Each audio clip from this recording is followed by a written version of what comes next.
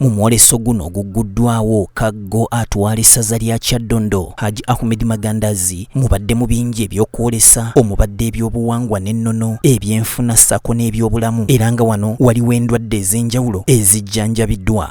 Namubiru Idithi ono nga y'omu ku bajjanjabiddwa ekirwadde eky'amaaso yeebazizza nnyo Ssaabasajja Kabaka wa Buganda olw'okuvaayo n'asoosowaza omuntu wa wansi nti kubanga babadde tebalina busobozi kugenda mu malwaliro manene kubajjanjaba maaso.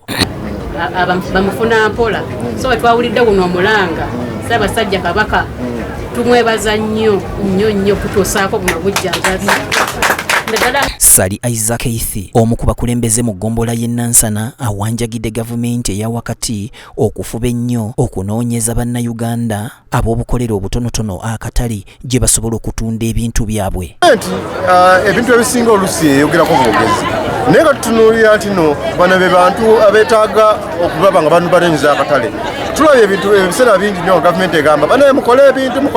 Teye mituba ebiri Omumbejja Mariam Ndagire ono nga ye mwami wa Ssaabasajja amulamulirako eggombolola y'e Nabweru ategeezezza nti omwoleso guno gugendereddwamu okusembereza abantu b'Omutanda obuweereza. Mwalimu okuzza Nabweru ku ntikko era omwoleso guno lyerimu ku makubo mwe tuyise okutuukiriza obweyamo obwo. Mukama wange nze n'olukiiko lwange twakkiriziganya tukole enteekateeka eneraga abantu b'abeene nti ddala Kabaka abaagala era abafaako nga tuyita mu nkola ez'enjawulo. Enkola esookera ddala tugabye bursaries. Omwami wa Kabaka amukulemberako essaza lya Kyaddondo kaggo Haji Ahmed Magandazi ono nga yabadde omugenyi omukulu okuggulawo omwoleso guno akubirizza abooleseza okwongera amaanyi ennyo mu buyiiya nga beeyambisa tekinologiya. Haji Magandazi kaggo ajjukizza abantu b'amaaso moogi okwerindanga endwadde ezitali zimu anti asiika obulamu tassa mukono. Ono ayongeddeko nti obwavu obukudde ejjembe ensangi zino bwe buviiriddeko obutabanguko okweyongera naddala mu maka. Ekyatuleese wano gwe kwolesa ebintu bye tulina Nabweru oba mituba ebiri Nabweru. Aboolesezza basiimye nnyo wabula kye balina okugattako kwe kwongera obuyiiya ate n'okweyambisa tekinologiya.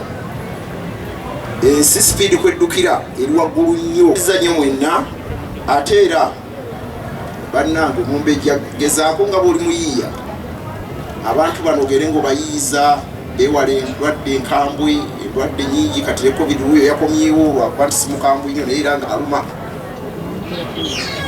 Tukole edduyiro tuyigirize abantu okukola ebintu nga bino babadde bakola tusobole okubeera nga tukendeeza obutabanguko mu maka.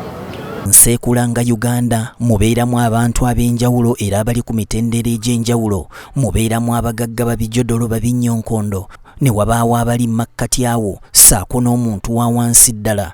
Wabula mu kuyita mu buyiiya obw'enjawulo n'abantu okwetandikirawo obukolera obutonotono bangi basobodde okwetandikirawo emirimu ne bawonanga okusabiriza newankubadde basoma, ekintu ekyongera ku byenfuna byabwe n'okujja eggwanga mu katyabaga k'ebyenfuna. Jacqueline Nanfuka yakusakidde emboozi eno ku BTM TV Community Report.